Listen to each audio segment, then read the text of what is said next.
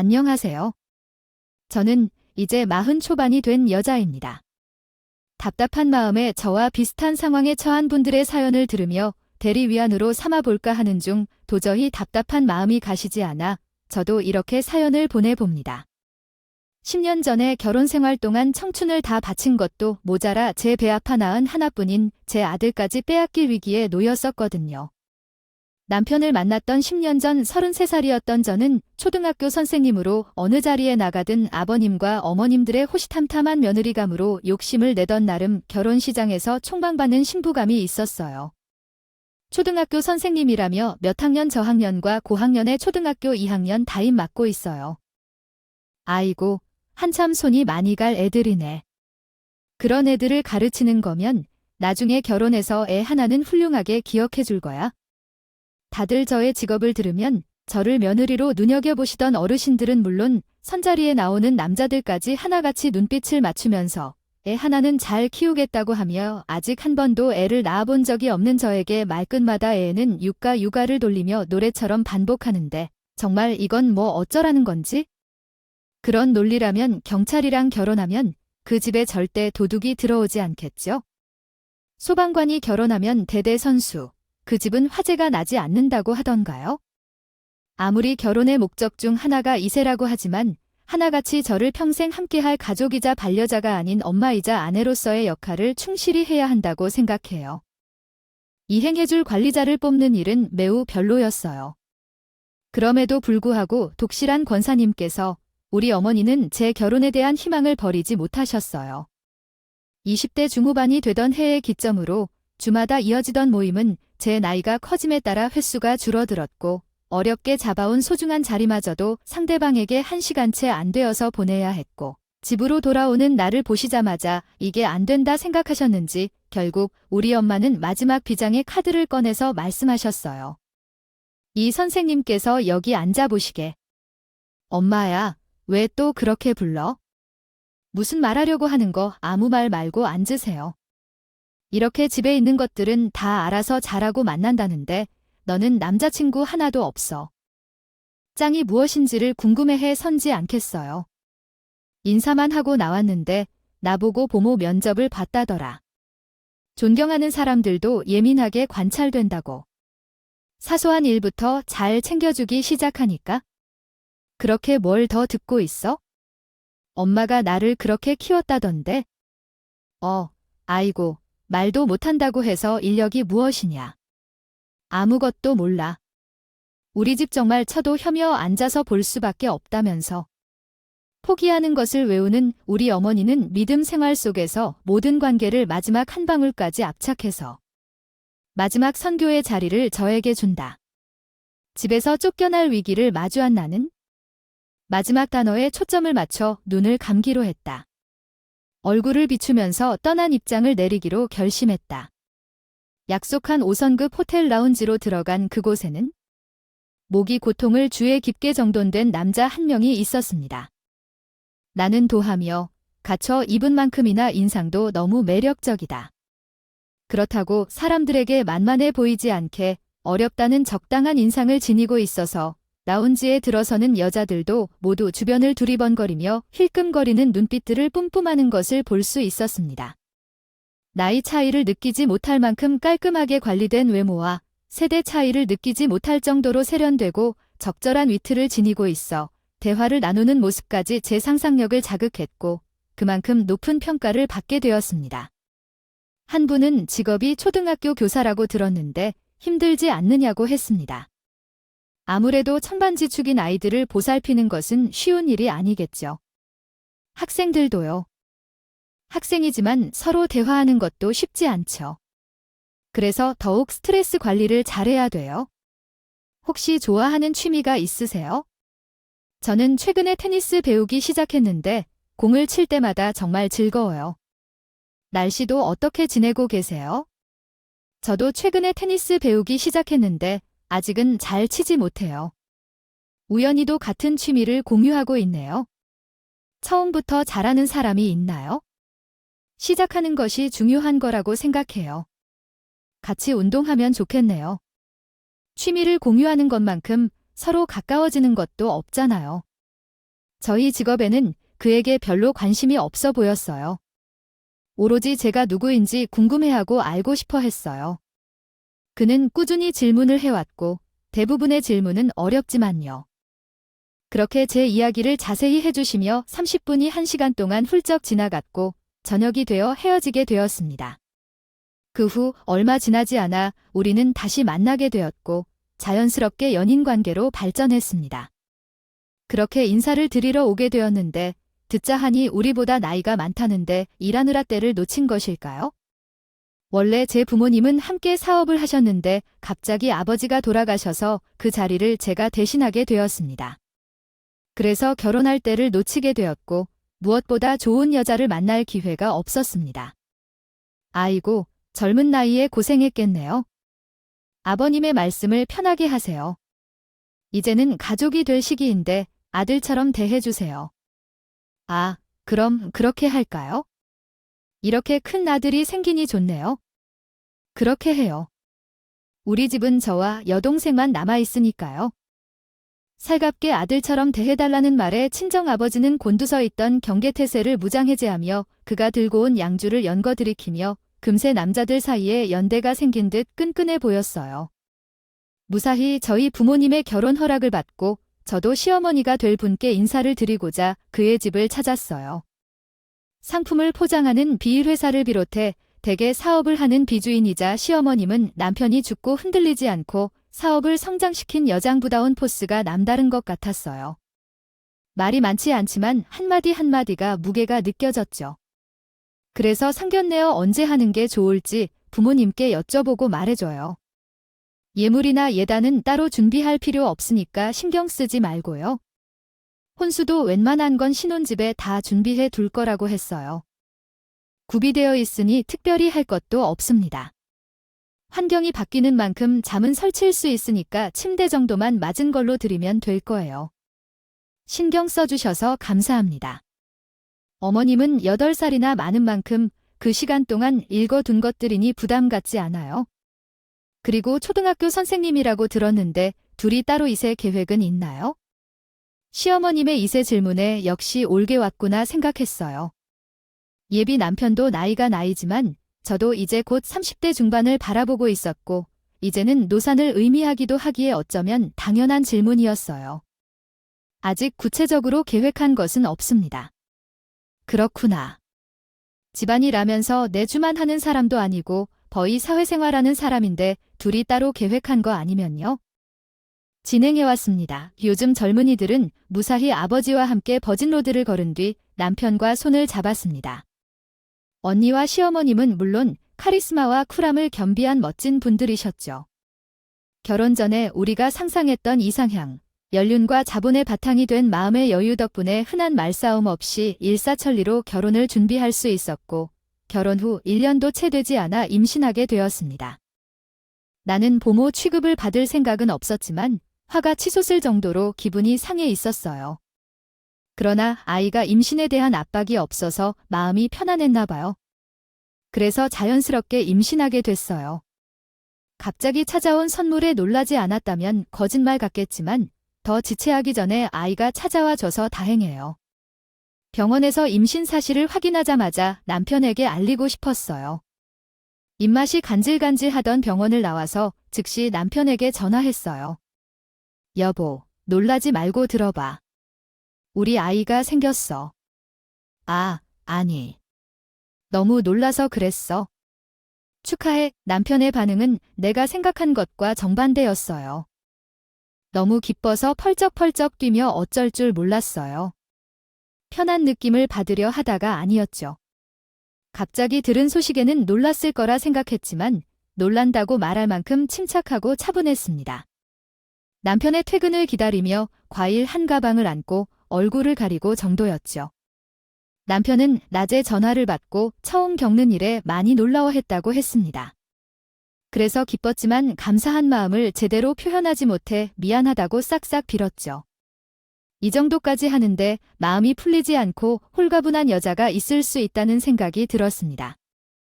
어떻게 이런 선물을 받을 수 있을까요? 놀랐다면서 작은 우연에 기뻐하며 힘 빼지 말고 복부의 아이만을 생각하며 넘긴 후에 무슨 이유에서인지 노사님이 안 할 정도의 안전 절차를 거쳐서야 양과 어르신들께서 기쁜 소식을 전하게 됐어요. 아빠야. 우는데 아이는 어머니의 뱃속에 있는데 어째서 아빠가 울기에. 아이가 태어나면 아빠가 통곡하다 엄마야. 우리 집에서 첫 손자인데 엄마는 별 관심이 없어 고생했어. 우리 딸 아휴. 주인공인 것 같다. 내 아빠 때문에 또 나도 눈물이 나요. 너 닮아 똑똑하고 씩씩한 아이 좋을 거니까 걱정 마라. 엄마가 정신 걱정 안 하고 살면 복부의 아이에게 다 전해질 거예요. 알았어. 좋은 것만 먹고 좋은 것만 보고 좋은 생각만 해. 우리 딸, 사랑해. 기쁘면서 눈물을 흘리며 펄쩍해서. 우리 친정 부모님과는 달리 시어머님이 당황하신 것 같았어요. 코론한 지 얼마나 됐다고 벌써 애가 들어서 이세 계획도 안 했다며 실수로 생긴 거니? 아이가 생긴 것이 실수냐는 시어머니의 질문에 저 또한 당혹스러운 마음을 감추기 어려웠어요. 실수란 어머님 집안에서 첫 손주인데 안 기쁘세요? 너 지금 시 최근 하는 거니 아니면 박 주는 거니 학교 선생까지 했다는 애가 어쩜 이렇게 계획성 없고 덜컥부터 가져 지금 가졌으면 내년에 태어날 텐데 필정신 없을 텐데 엎친 데 덮충격이 그만 시어머니는 무슨 말인지 모를 얘기를 늘어놓으며 마치 때를 잘못 맞춰 임신한 사람처럼 냉랭하게 제게 말씀하셨습니다.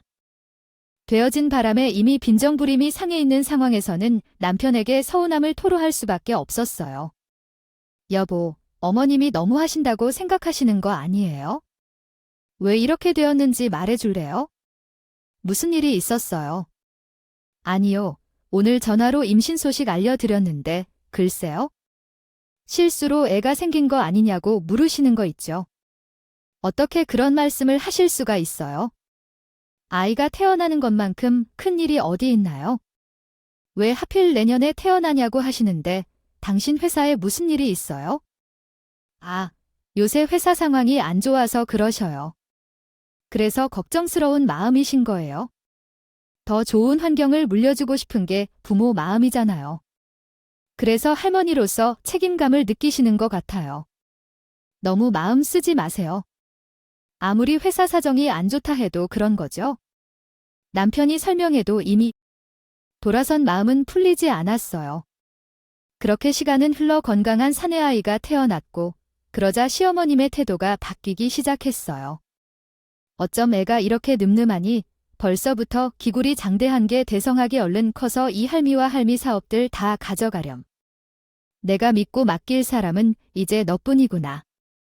하루아침에 180도 바뀐 시어머니의 태도에 무척이나 의아했지만 그나마 다행인 건 정말 손자라면 껌뻑 죽을 정도로 예뻐하셨어요.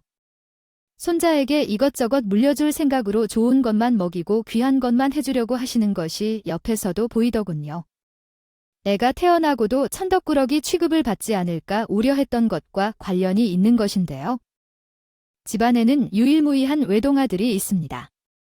그는 대접을 톡톡히 받아서 엄마로서 마음을 놓을 수 있을 줄 알았지만 아내로서 위험한 지점에 있는 것을 깨닫게 되었습니다. 잠시 뒤에는 그 상황을 바로 잡을 수 있었습니다.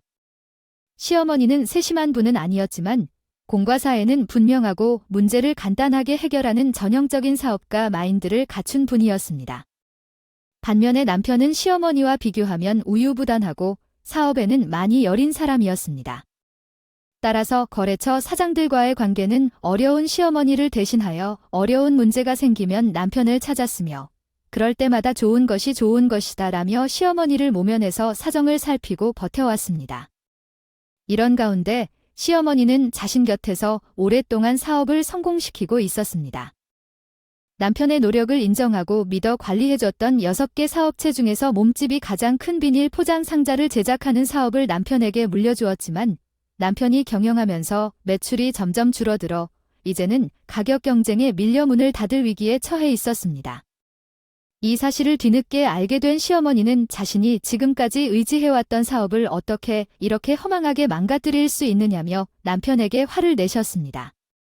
하지만 전망이 나쁘지 않은 이 사업을 살리기 위해 6개의 사업체 중 4개를 정리하고 비닐 포장 상자를 제작하는 공장의 부도를 막아내셨습니다. 이후 가족 구조가 급격히 변하면서 시댁은 점점 긴장된 분위기 속으로 향해 가고 있습니다. 이렇게 다시 쓸 수 있습니다. 시어머니가 예민하다고 하셔서 뛰어갔더니 저에게도 이렇게 말씀하시던 교사님께서 월급이 얼마나 되냐고 물으셨습니다. 아니, 연봉 5천만 원은 되나요? 아직 연차가 많이 없어서 그 정도는 아니라니까요. 아니, 그것도 벌 수 없는 금액이고 공무원들도 철바통이지만 돈을 못 벌어요. 그렇게 사서 고생하는 것보다 이참에 학교를 그만두고 남편 곁에서 공장을 차리는 게 어떠세요? 각자의 도움으로 무엇을 하겠다고? 가족으로서 모두가 함께 뭉쳐서 집안을 다시 일으켜야죠. 그래야 자식에게도 이어주지. 어머님의 말씀은 정말 감사하지만 갑작스러우시면서도 제가 공장 일을 전혀 모르니 오히려 손해만 입게 될 것 같아요. 처음부터 나라고 시작하는 것은 위험하겠어요. 알겠어. 돌아가신 아버지 옆에서 어떻게든 살아보겠다고 다짐하며 앉아 다친 그를 돌보면서 눈물 짓며 살아왔어. 그래도 이 상황은 너무 갑작스러워서 어렵고 사업이 언제 다시 성공할지도 모르는데 집안에 누구라도 안정적인 수입이 있어야죠. 그래야 가족을 키울 수 있어요. 너라도 언제부터 돈으로 가정을 이끌었다고? 거짓말하지 마. 우리 집을 열군 돈으로 살아가며 사업이 어려워지자 이제 와서 아버지도 안정적인 수입이나 뭐 그런 거 차라리 만약 공무원이나 해야겠다며 황급한 결정을 내리면 진심 어이없어. 8살 많은 그놈이 돈만 보고 결혼한다 해서 돈이 줄어들어도 심기 없거나.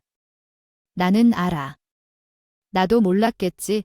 여자 혼자 몇십 년 사업한다면서 무슨 생각인지. 생각하는 것이 뻔하게 드러나도록 말을 하지 않더라도 됩니다. 어머님, 저는 정말 그런 쪽이 아닙니다. 더 이상 토론할 필요가 없습니다. 지금 당장 너희 집으로 가세요. 저는 그 모습을 보는 걸 싫어합니다. 남편의 사업이 어려워졌다는 사실은 사실이지만 시어머니의 가정이 망하거나 그런 것은 결코 아닙니다. 모두가 함께 도와주고 서로 아껴주며 산다면 저도 돈을 벌 수 있었을 것입니다.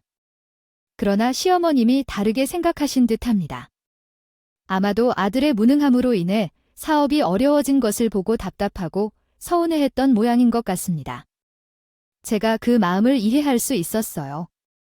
하지만 시어머님의 그러한 관점이나 생각이 저에게 영향을 줄 필요는 없습니다. 날카롭고 감정이 서린 우리에도 일정한 한계가 있습니다. 내가 사람이기 때문이죠. 그래서 시어머니의 말에 점차 면역력을 잃고 가족으로서의 책임을 강요받을 때 지쳐갔습니다.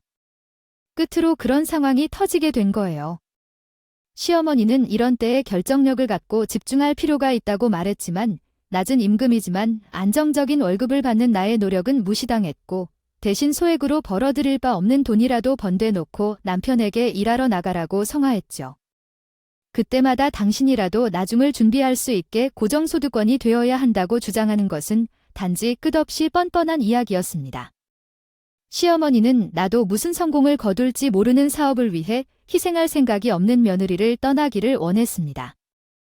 이기적인 며느리가 되어버렸고 추가로 멋진 시어머니는 어디로 사라져버리고 신이며 소 자존심과 자부심까지 집밥이 되어버린 시어머니에 의해 서로 건널 수 없는 강을 사이에 둔 채 그날부터 이후 시댁과의 통찰이 아닌 절연에 빠졌어요.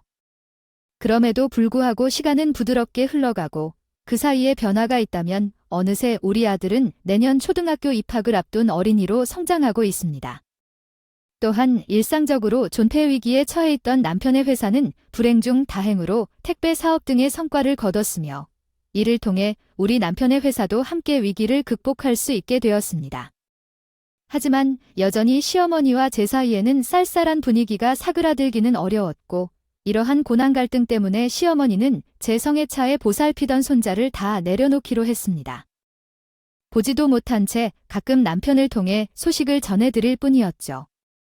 물론 그 사이 아랫사람인 저가 먼저 이 관계를 회복해보고자 친정엄마의 도움을 받아 시어머님이 평소 좋아하시던 음식을 마련해 저녁 식사를 준비했지만 그때마다 시어머님은 남편이 벌인 일에 수습해야 해서 바쁘다는 핑계로 오지 않으셨고 그마저도 남편을 통해 통보하셨어요. 그렇게 몇 차례 마음이 어긋나고 보니 저도 더 이상 다가간다는 게 두려웠어요. 또 거절당하면 결국 저와 시어머님은 5년 넘는 시간 동안 밥 한 끼 함께한 적이 없었고 처음에는 이 모든 게 자신의 잘못이라며 자신을 한탄하던 남편은 생각보다 이러한 시간이 길어지자 지쳤는지 아니면 포기한 지 얼마나 됐는데 더 이상 시댁의 소식을 전하지 않았어요.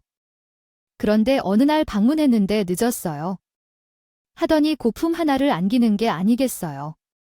이게 뭐예요? 어머니께서 당신에게 가져다 주라고 보내주셨는데 열어봐요. 남편이 건넨 쇼핑백 안에는 눈이 부시도록 희고 고운 자태를 뿜어내며 수백만 원을 호가하는 명품 가방이 들어 있었어요. 갑자기 이걸 왜 보내셨죠? 왜냐면 그간 당신하고 뭐든지 말로 했던 관계를 회복하고 싶고 먼저 말로 하기 힘들어서 대신해서 보내신 거죠. 이제 당신도 그만하고 어머님께 먼저 연락을 드리고 살갑게 대해줄래요? 곧 팔순이신 어르신이니까요. 이렇게까지 노력하면서도 꼼꼼히 굴어야 할 것 같아요.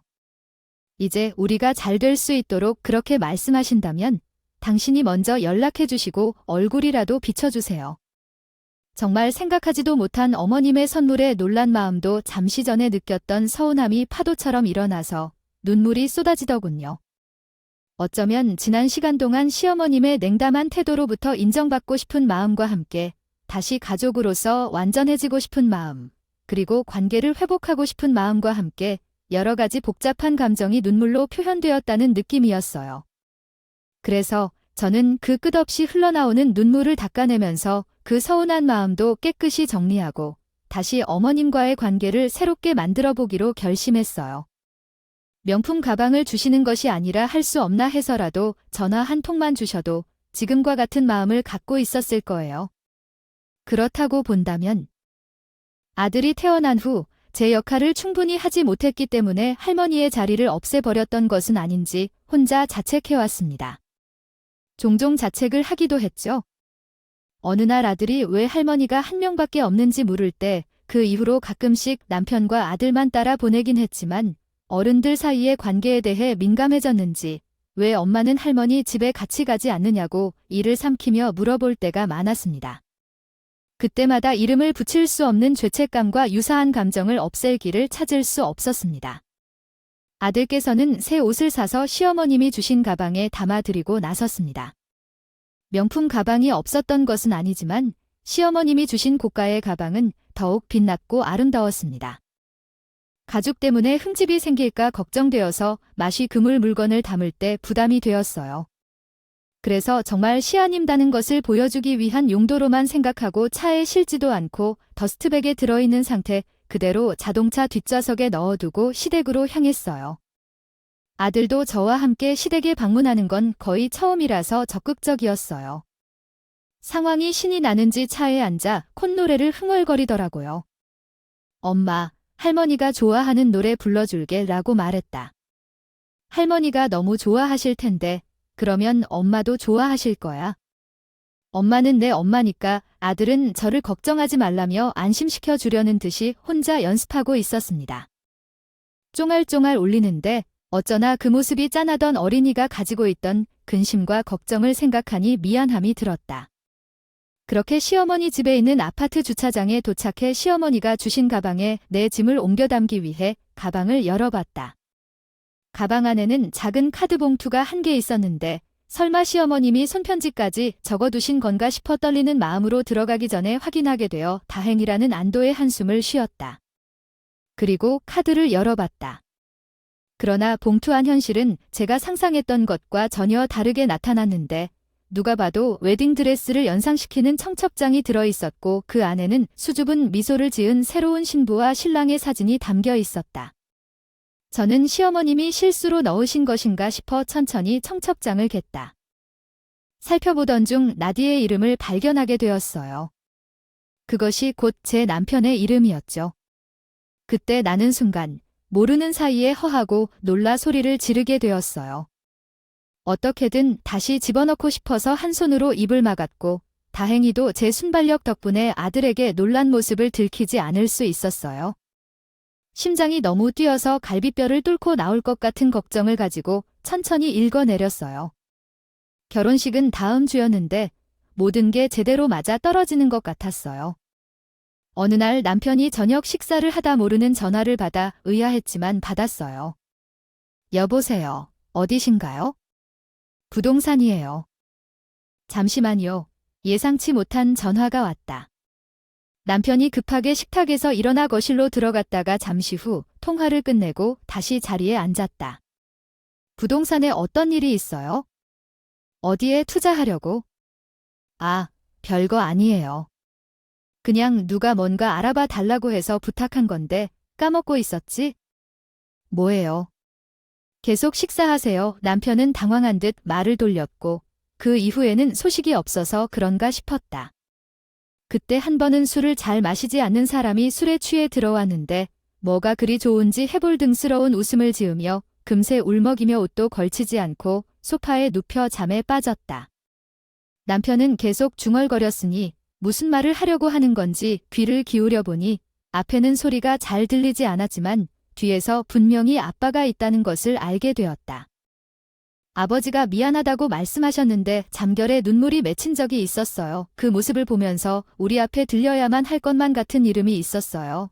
당연히 우리 아들의 이름을 말이죠 생각했는데 바빠서 아들과 놀아주지도 못하고 그래서 미안했던 것 같아 얼마나 미안했는지 이렇게까지 자세히 올 수 있을까 싶다가 부끄러웠어요. 하지만 지금에 와서야 남편이 아들에게 미안했던 것은 아니었어요. 그 이유는 청첩장에 적힌 신부의 이름이 그것이었거든. 왜냐하면 제 남편의 이름이 적힌 곳 옆에 신부의 아버지 이름이 적혀 있었기 때문이었어요. 이 혼란스러운 상황에서 어떻게 해야 할지 몰라서 시댁에 들어가 이 사실을 물어야 할까 고민했어요. 그 의도가 무엇인지, 나에게 이혼을 하라는 것일까 공허하게도 생각이 많았어요.